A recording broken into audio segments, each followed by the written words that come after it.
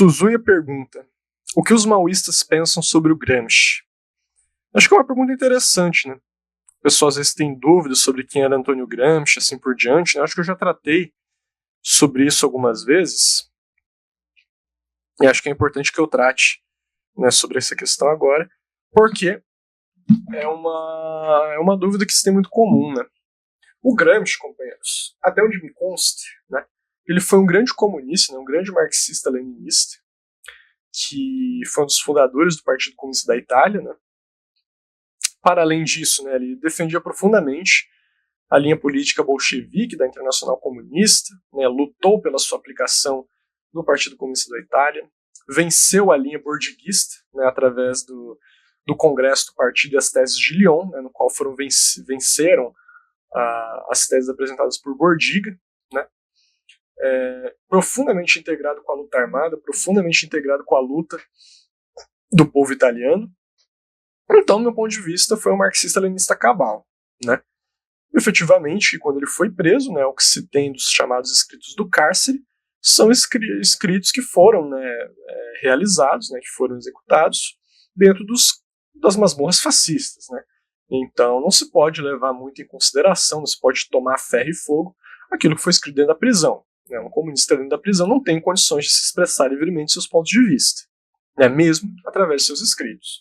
Então, muito do que se usa, né, para difamar Gramsci atualmente, basicamente para distorcê-lo e torná-lo um pacifista vulgar, né, um reformista vulgar, é baseado em distorções desses escritos do cárcere, né, e não nas suas obras que vieram antes desse período, né, que representavam justamente o seu período solto, né, na qual tinha liberdade para tratar dessas questões.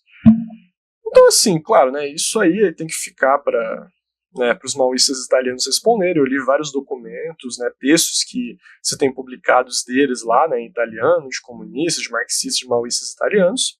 E assim, a impressão que eu tenho é que Gramsci é o equivalente do Mariátegui deles, né? Gramsci foi o Mariátegui deles. Gramsci, ele foi o fundador do partido e, graças à sua atuação, pôde o Partido Comunista da Itália se constituir enquanto partido marxista-leninista, né, ainda sua época de fundação, né, através de sua ampla luta, mas que, como foi preso muito cedo, né, e não teve tempo de continuar desenvolvendo a luta de duas linhas no partido, acabou por ser negado, escarrado, né, e distorcido pelos seus seguidores mais próximos, como, por exemplo, por Palmiro Togliatti, né. Essa é a impressão que eu tenho.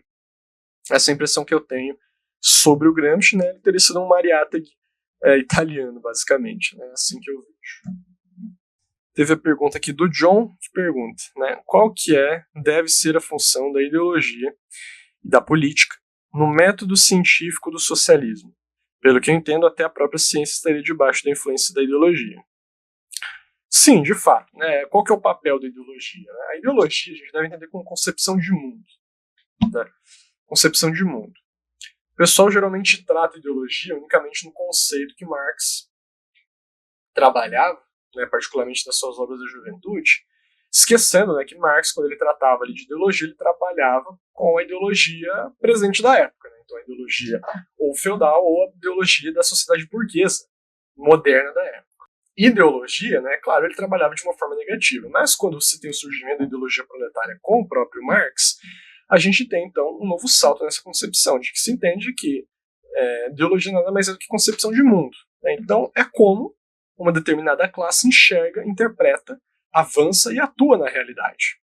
Você compreender quais são os interesses de uma determinada classe em determinado processo histórico é ideológico, né? Você saber qual era a ideologia daquela classe, efetivamente, qual era a compreensão de mundo, qual era a concepção de mundo daquela classe, né? Isso tem absolutamente tudo a ver com o desenvolvimento do científico, né? Por quê? Porque toda ciência, como eu falei, ela vai ter um aspecto ideológico, né? E aí eu vi alguns companheiros falando nos comentários, não, mas isso não é verdade, o cálculo diferencial e tal. Veja, né, o teu cálculo diferencial pode parecer abstrato, mas o papel no qual você escreveu, concebeu as suas formulações, né, de cálculo para chegar àquelas conclusões, foi feito num papel, né, que foi extraído da celulose de uma árvore, que foi cortada por alguém, por algum trabalhador, que alguém transportou para você, né? A caneta que você usou para fazer isso, ou o tinteiro, né, o nanquim, foi produzido por algum trabalhador. Ou seja, você pode até supor que aquilo que você produz é abstrato e não tem relação com as classes. Mas você em si não está ausente das classes, né? Tudo que você expressar vai ter essa relação. Isso não quer dizer necessariamente que, então, cálculo diferencial na ciência burguesa. Não é disso que eu estou falando. Mas esse tipo de coisa vai ser influenciado pela concepção de classe da pessoa em questão, do cientista em questão, da realidade em que ele atua, né? Por isso que toda ciência é ideológica, por isso que se afeta esses interesses, né? Por quê? Porque toda a sociedade é permeada pela produção, né? Pelas classes. Então, evidentemente que os interesses de classes vão estar atrás disso, né? Se uma determinada pesquisa científica foi financiada ou não em determinada época, por que ela foi financiada ou não? Talvez porque não fosse interessante para a classe dominante daquela época desenvolver aquele tipo de técnica, desenvolver aquele tipo de tecnologia para produzir coisas que beneficiassem essa classe dominante, né? A ampla produção de engenharia que se teve, né, com as teorias de controle durante o século XX, por exemplo, para quem estuda engenharia, no caso, né, os amplos estudos de teoria de controle, teoria clássica de controle, que estabeleceram como controlar as variáveis de um processo, né, como controlar a temperatura, como controlar a pressão, como controlar a vazão e entrada, né, de componentes químicos, de componentes orgânicos em determinada máquina, né, isso foi produzido efetivamente simplesmente pela vontade destes senhores, pela vontade subjetiva deles de produzirem ciência, ou porque você tinha de fato um amplo desenvolvimento, um amplo financiamento, um amplo financiamento por parte de institutos de pesquisa, de universidades, de governos, de instituições, para que essas pesquisas fossem produzidas, para que essas ciências fossem produzidas, para o alavancar da produção, né, da produção econômica. E que produção? Capitalista, ou seja, promove a exploração do homem pelo homem. Vejam, portanto, que todo o desenvolvimento científico é ideológico, né? É impossível você ter ciência sem ideologia, porque é impossível você ter ciência sem a luta de classes. Aliás, é impossível você ter o desenvolvimento científico sem o interesse de uma classe por trás. Ciência não se faz unicamente pelo mero gosto ou pelo mero prazer de produzir conhecimento. Claro, a classe operária faz isso, né, mas é a última classe da história. Antes não funcionava assim. E ainda que vários cientistas pudessem ter trabalhado assim no passado, são amplas exceções do que se conhece do grande desenvolvimento científico que existe até hoje, né? Basta citar uma pesquisa que foi feita recentemente, que 50% dos cientistas que existiram no planeta estão vivos até hoje. Né? Por quê? Porque hoje é o período que a gente mais tem cientistas na história da humanidade. Esses cientistas que estão em institutos de pesquisas, que estão em grandes empresas, né, produzindo a serviço dessas grandes empresas, não estão produzindo sob uma concepção ideológica, né? Ou seja, fica muito claro aí aos companheiros, né, qual que é o papel da ideologia e da política também, né, nessa questão. Né? A política enquanto a economia concentrada, né, enquanto a aplicação dos interesses econômicos, né, dentro do poder, da luta pelo poder. Né? Evidentemente que isso vai influenciar também a ciência como um todo. Né? Eu acabei de trazer aqui o fato, né, de que foi justamente com a Revolução Socialista de Outubro que foi possível a União Soviética superar suas crises de fome, né, e particularmente com a grande coletivização soviética, né, que se deu entre 1930 e 1934, é que isso tornou-se possível. Né? Do contrário, não se daria dessa forma. Né? Acho que fica claro aqui o papel da ciência, né, da ideologia e da política no desenvolvimento científico. Né? Jaguar pergunta, companheiro, tenho uma dúvida em relação à construção concêntrica do partido, a cadeia de comando, partido, exército, frente, pode mudar depois da revolução, com a frente, estado tomando o lugar do exército? Não, né, isso não ocorre. Isso não ocorre, né?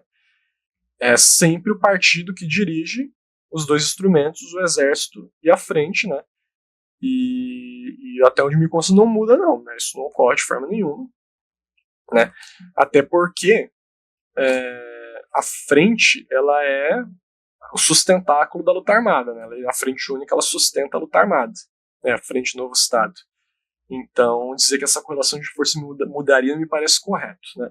O que ocorre que o presidente Gonçalo falava é que uma vez que se passa para as formas de luta principalmente armadas, né, o exército guerrilheiro se torna a principal forma de organização.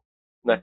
Isso às vezes causa confusão. Eu já vi um pessoal falando, não, mas então tá errado, né, tira o poder do partido, isso e tal. Não, não é nada disso. Quando o presidente Gonçalo fala, né, que com a passagem das formas de luta não armada para as formas de luta principalmente armadas, né, que o exército torna a principal forma de organização, significa que o exército guerreiro popular é a forma que deve ser a principal organização que incorpora as massas, né?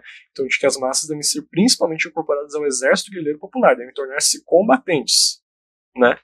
Isso não quer dizer que o partido deixe de ser o principal, que o partido deixe de dirigir o exército à frente, mas sim que o ingresso das massas deve ser principalmente no exército guerrilheiro, justamente porque é necessário forjar combatentes para a revolução, uma vez que a principal forma de luta agora é armada, né?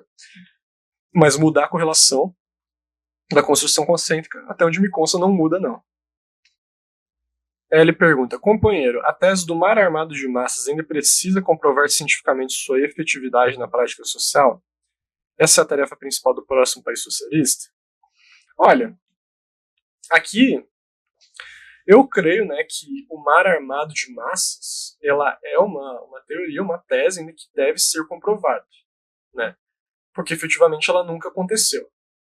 Entretanto, pela tendência geral da sociedade, pela tendência geral das próprias evoluções socialistas, me parece que é quase óbvio que isso vai ser comprovado, né, que vai ser efetivado. Por quê? Porque as únicas formas, até hoje vistas, né, de impedir, em alguma medida, a restauração capitalista foi através de milícias armadas operárias. Né? Principalmente na China, né, o Exército Popular de Libertação teve o único trabalho que os revisionistas tiveram lá para reprimir as massas era reprimir as milícias operárias armadas de diversas partes do país, né, que foram lá e reprimiram. Ou seja, era justamente esse o polo de apoio que impedia a restauração capitalista. De forma que, né, ainda que não se tenha visto o mar armado de massas, a conclusão lógica é que só com uma expansão generalizada de milícias operárias, né, combativas, que vai se impedir, né, vai se conjurar a restauração capitalista num país já socialista. Né? Então, sim, é algo que ainda carece de comprovação, mas creio eu que mais tardar nas evoluções socialistas isso já vai ser amplamente demonstrado, né? E a própria tendência geral do que a gente já estudou historicamente demonstra isso. Né?